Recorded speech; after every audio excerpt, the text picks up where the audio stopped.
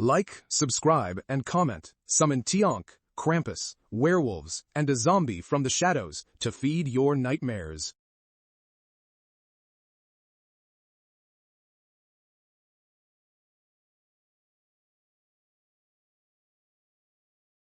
They say, if you hear your name called from the woods at night, don't answer, because the Wendigo has already learned your voice. It's studied you. It's been watching from the tree line for hours, and it sounds exactly like someone you love. It started as a man, a hunter, stranded in a blizzard, so desperate, so starving, he made a choice no one should ever make, and the moment he did, something ancient slipped inside him. His family said his eyes changed first, white, empty, like two holes in his face. Then he got taller, thinner. His skin pulled tight over his bones like it was shrinking. His feet, they said his feet barely touched the snow. He stopped eating normal food. Normal food didn't do it for him anymore. The village tried to stop him. 17 men went into those woods. 3 came back. They wouldn't say what they saw. They just kept repeating the same thing over and over. It's still hungry. It's still hungry. It's still hungry. Here's what makes the Wendigo different from every other monster. It doesn't just want to kill you. It wants you to become it. Every blizzard, every person lost in the woods alone, every desperate, starving moment where someone crosses a line they can never uncross, that's the Wendigo growing stronger. Right now, somewhere in the northern forests of Canada, something 15 feet tall is walking through the snow, leaving no footprints, making no sound, calling someone's name in a voice that sounds just like yours. Don't go hiking alone this winter, and if something calls your name in the dark, it already knows you didn't listen.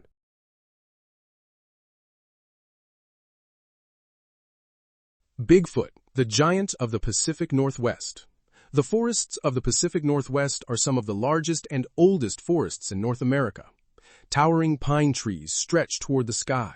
Thick fog rolls between the trunks. Even during daylight, parts of the forest remain hidden in shadow. For generations, people have told stories about a giant creature that walks among those trees. They call it Bigfoot. Most people dismiss the stories as legends, but for a park ranger named Ethan, the legend became something far more terrifying. It happened during the autumn of 1987. Ethan had spent years working in a remote forest reserve in Washington state. He knew every trail, every stream, and every mountain ridge. One evening, a group of campers reported hearing strange screams coming from deep within the woods. The sound wasn't a bear. It wasn't a wolf. It sounded almost human. Concerned, Ethan decided to investigate. Armed with a flashlight and a radio, he followed the trail the campers had described. The deeper he went, the quieter the forest became. No birds, no insects, nothing.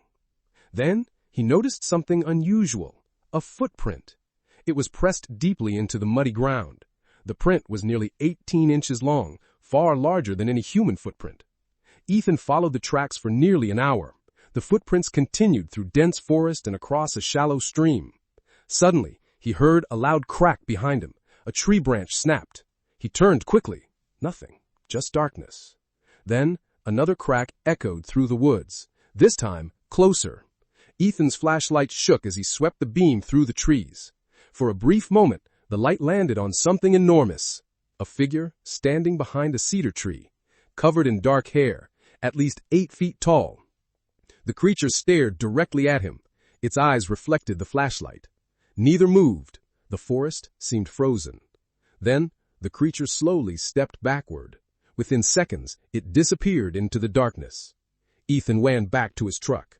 The next morning he returned with other rangers. The footprints were still there, but whatever had made them was gone.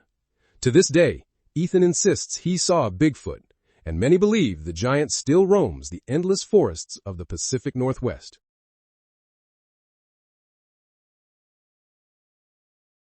In Point Pleasant, West Virginia, the Ohio River moves quietly past the town, but in the fall of 1966, people there began whispering about something that did not belong in the sky. At first, it sounded like a rumor, a shape over the trees, a shadow near the old TNT area, an abandoned wartime site outside town. Something too large to be a bird, too strange to be a man.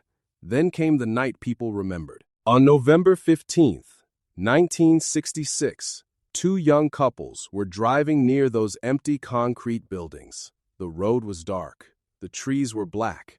The headlights reached only a few feet ahead. Then one of them saw it. A tall figure standing beside the old structures, silent and still, as if it had been waiting. For a moment, they thought it was a man. Then it spread its wings. The witnesses described a creature taller than a person, with a massive wingspan and two red eyes that seemed to burn without blinking. Not reflective, not human, just fixed on them. The driver hit the gas. The car tore down the road, but the thing rose into the air behind them. When they looked back, it was still there, flying low, matching their speed, following as if the road itself belonged to it. No footsteps, no engine, only wings in the dark. They did not feel safe until they reached town. But the story did not end there. More reports followed. Residents claimed they saw the same red eyes near fields, roads, rooftops, and riverbanks. Some said their dogs acted terrified. Others spoke of strange sounds in the night, like metal scraping or wings brushing against the air. Point Pleasant became a town listening for something outside the window. For 13 months, the legend grew. Then, on December 15th, 1967, during rush hour, the Silver Bridge, connecting Point Pleasant to Ohio, collapsed into the Ohio River. 46 people died. The tragedy was real. The loss was devastating. Investigators later connected the collapse to a failure in the bridge's structure, not to any creature or curse. But after the disaster, some residents looked back at the sightings and wondered if the Mothman had been a warning, a messenger, an omen with red eyes. No one can prove what those witnesses saw in 1966. Maybe it was a misidentified bird. Maybe fear turned shadows into something larger. Or maybe the legend survived because something truly strange passed over Point Pleasant that year. Today, the town remembers both the folklore and the tragedy. And when night falls near the river, some still imagine two red eyes watching from the dark, waiting for someone to look back.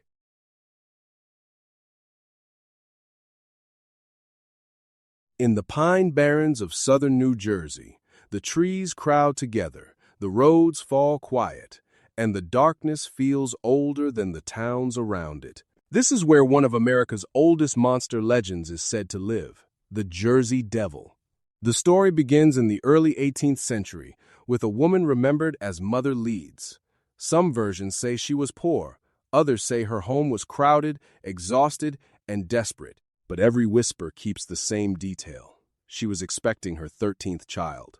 One stormy night, worn down by hunger, fear, and anger, she is said to have cried that the baby should be born a devil.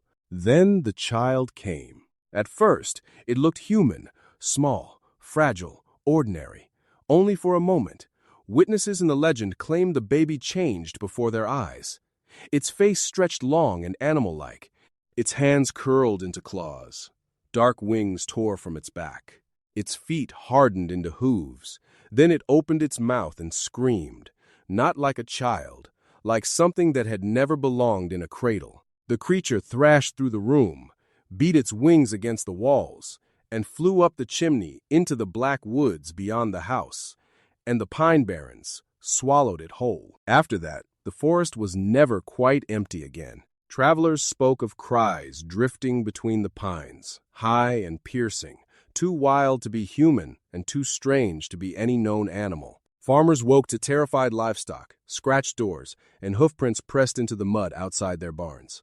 Then came the winter tracks. After snowfall, people found hoofprints where no creature should have walked. They climbed fences, crossed rooftops, appeared in impossible places, then vanished without warning. No horse could have made them. No man could explain them. Over the years, descriptions changed, but the fear stayed. Some saw a horse-like head. Others saw leathery wings, clawed hands, glowing eyes, and a thin body moving between the trees. Sometimes it was only a shadow. Sometimes only a scream. But in the Pine Barrens, that was enough. Because legends do not survive for centuries by accident. They survive because people keep hearing something after sunset. Because someone always sees a shape where the trees should be still. Because deep in the New Jersey woods, there are roads that feel like they do not want you to come back. So if you ever find yourself in the Pine Barrens at night, and the forest suddenly goes silent, listen carefully. If you hear wings above you, do not look up. And if you hear hooves behind you, do not run. Because the Jersey Devil may already know you are there.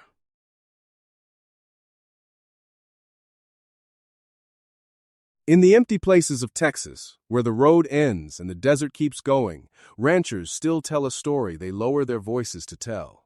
It began spreading through the American Southwest in the 1990s.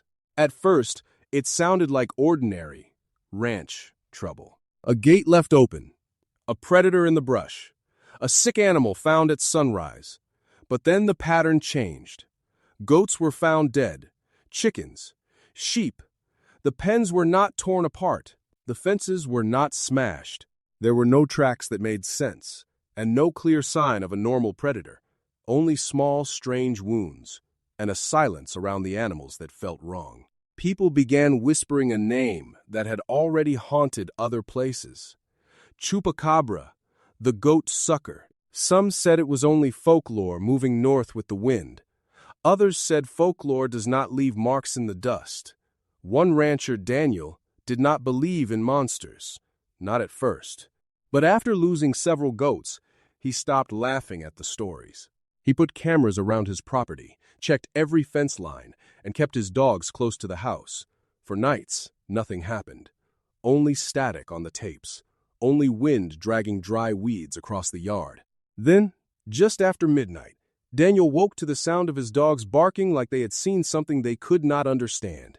He grabbed a flashlight and stepped outside. The ranch went quiet, too quiet. No insects, no birds, not even the dogs.